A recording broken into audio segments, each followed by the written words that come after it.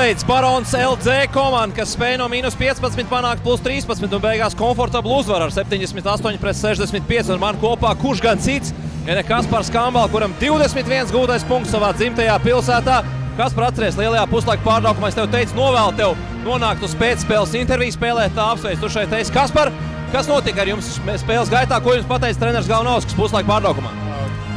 Es domāju, lielākā starpība bija tā, ka mēs no sākuma iznācām, nespēlējām aizsardzībā, ļāvām viņiem iemest brīvus trīspunktniekus, viņi iemet, man liekas, kaut kāds 5 pirmajā ceturdaļā.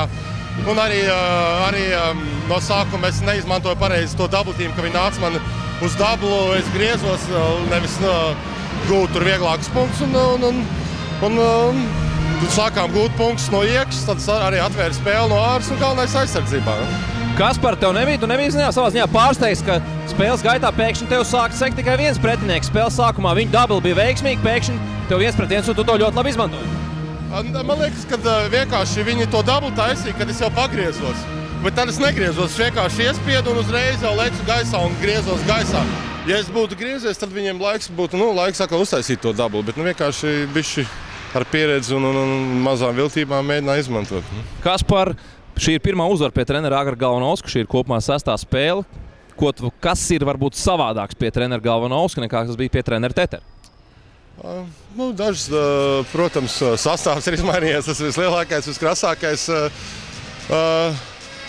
Man nekad nepatīk salīdzināt, bet man patīk, ka Agrim ir, trenerim Galvanausam ir sava sistēma un viņš pie tās pieturās un disciplīna komandā. Sākam spēlēt vairāk ar disciplīnu un arī jauniem spēlētājiem viņš palīdz tieši pateikt, kurā vietā un kad ir jābūt. Kopumā tev pašam šķiet, ka sniegums labāks pie trenera Galvanauska, tu regulāri gūsti 20 un vairāk punktus. Vai var teikt, ka tu jūties personīgi labāk pie trenera Galvanauska vai vienkārši esi paslabākā sportiskā formā? Nē, es vienkārši sezonas sākumu sāku tā, nebija kaut kāda gandrīz sanāca no pirmā spēle, pēc kaut kāda pusgada es nebiju gandrīz vai spēlējis un nebija formā, tā lēnām ieeja formā un domāju, tāpēc labāk spēlēju.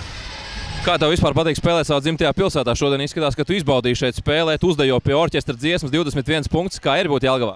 Bija forši, protams, tāpēc man atgādināja, kad pašos pirmsākumos, kad kādreiz bija Lautnieknieks zālē, tad arī bija orķestrs un tas bija tā forši, jā. Kaspar, kāda vispār ir tava mērķi šajā sezonā? Vai tu vēl joprojām lūkojies kaut kur apkārt, vai jau esi nolēmis, ka būs Barons līdz sezonas beigām? Pagaidām spēlēju, nekad nezinu, kas dzīvē var notikt, bet Pārmaiņu šis termiņš, deadlines tuvojas? Pārēju. Pārēju. Galvenais, ko es koncentrējos, ir tagad spēlēt pašam labi, komanda, lai vinnē, un tad viss pārējais, kā sakritīs, tā sakritīs. Tā kā nav izslēgts, ka tu tomēr aizbrauks prom? Dzīvē nekas nav izslēgts.